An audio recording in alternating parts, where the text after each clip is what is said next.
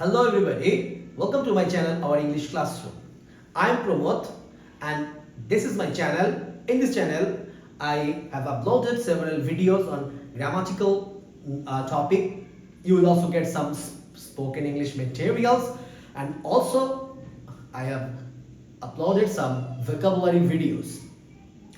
So if you are new to my channel, please subscribe the channel so that you can get all the updates. So our today's video is based on a very important topic of English grammar, and this is called conditional sentence. Well, I have uploaded several more videos on right forms of verb, and it is a series. So if you are new to my channel, so go back to my channel. There I have posted several videos on different rules of right forms of verb. So in this video, you can see that it's all about conditional sentences. Well, conditional sentence is one of the most important structure of English writing. So if you want to become a good writer, or if you want to become an efficient writer, you must need to know the rules of conditional sentences, because this is a type of a sentence structure that we have to use in our daily conversations, along with in our formal writing situations, and obviously you need to know about the rules of conditional sentence if you are a student of high school or an exam candidate. Okay, so let's start. What's a conditional sentence? Well, we know that condition means something depending on another thing. So if this happens, that will also happen. If this does not happen, that will not going to happen. So these are called condition. So in our daily conversation, whatever language we are using, we all the time use conditional sentences to express the sense where we want to show that if I will do this, if you do this. So this thing is actually called conditions. And in grammar, especially in English grammar, this conditional sentence are basically three types, but it also have another type. So all these three types are first conditional, second conditional, third conditional, and the last one is zero conditional. I will discuss about all these three conditional in separate videos. So in this video, we will only discuss about first conditional. So take a look. These are some points where you need to use the first conditional sentence. Number one, if two actions are connected depending on a condition, like Karim will visit me if I invite him. So here I have discussed about two actions. So the visit of Karim, it is completely depending on my invitation to him. If I invite him, Karim will come to me for paying a visit. If I do not invite him, Karim will not come to me. This type of sense is over here. Well, number two, one action will occur if other action occurs. Well, sometimes our teachers, our parents advise us, if you study regularly, you can make a good result. So what does it mean? It means studying regularly, this action, if you complete this action, making a good result, this action will happen or will come to the materialization. So this is the basic point where you need to understand that one action, if you complete it, the other action will be completed. And the final thing is that indicates a future action or state or situation. Well, basically first conditional sentences actually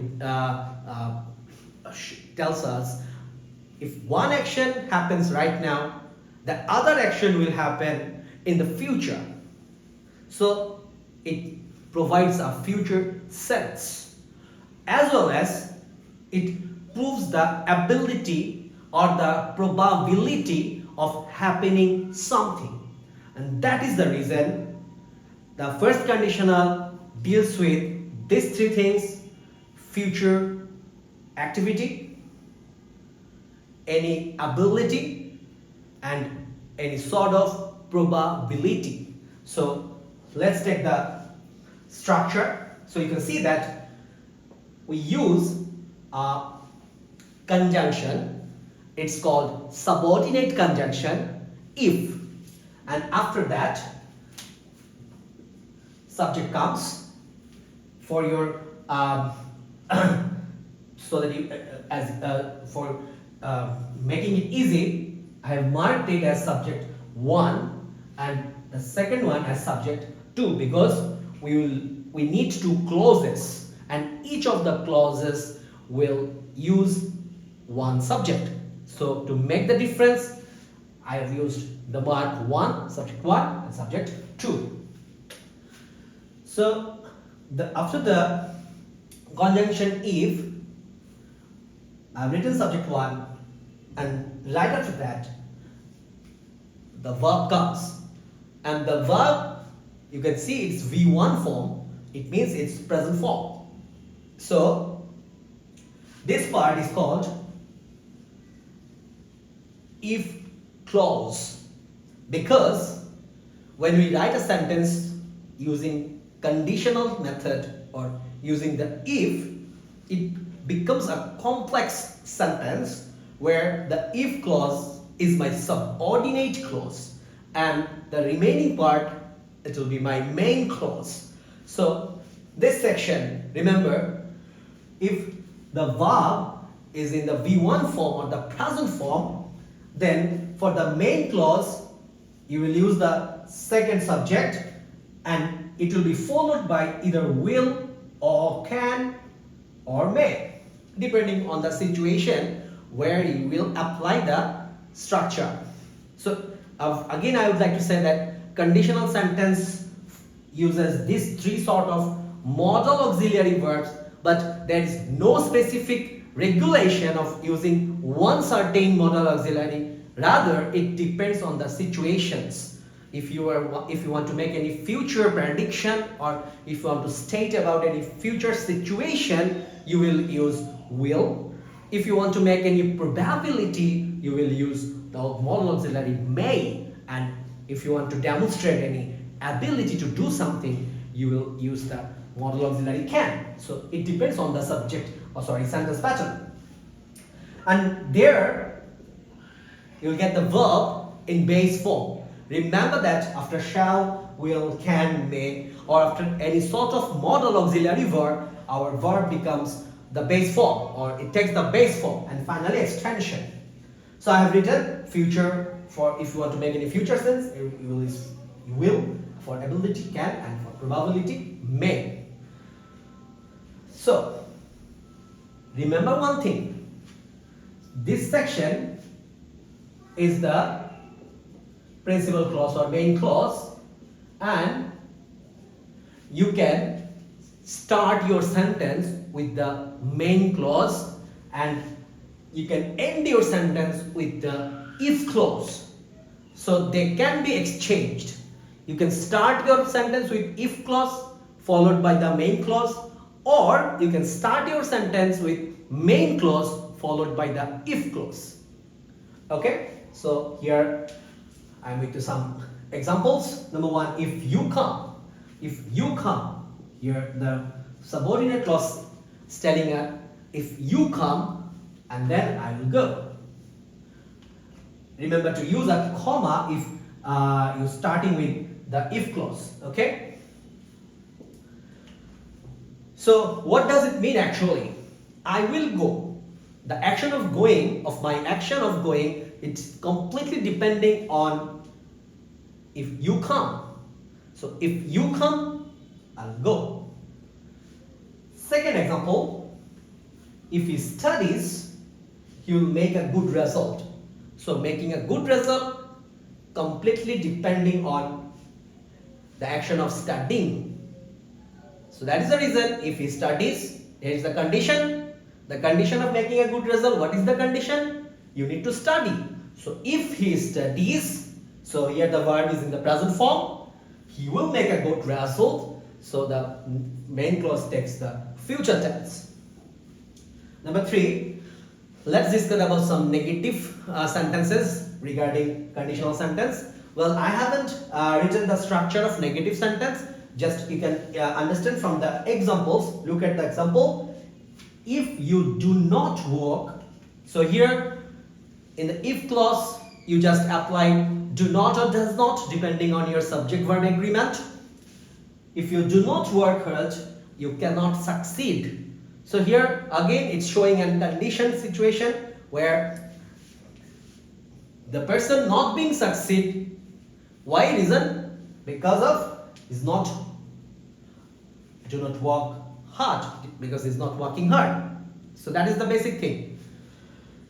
Okay, so number 4, in this example you can see that here I have used another word, unless. So what's unless? Unless is the negative meaning of if not, if do not, if does not. So you can also write unless in place of if not. So here in the example number 3 you can see that I have used if you do not work hard, but here I have used unless you arrive on time. So it means if you do not arrive on time. So that is the simple thing. Unless means if not. If you do not arrive on time and unless you arrive on time, these are same meaning. But remember, never use negative word not with unless. Then it will become double negative. Unless you do not arrive on time. So that is a different meaning. So either use if you do not arrive on time or use unless you arrive on time. These two are identical. You will miss the meeting. So why you will miss the meeting? If you do not arrive on time. So this action completely depending on this action. So in this way, try to write or practice sentences as much as possible so that you can apply the first conditional sentence structure in your day-to-day writing as well as in your daily conversation. So thanks for watching the video. Keep watching my channel. Till then, take care and goodbye.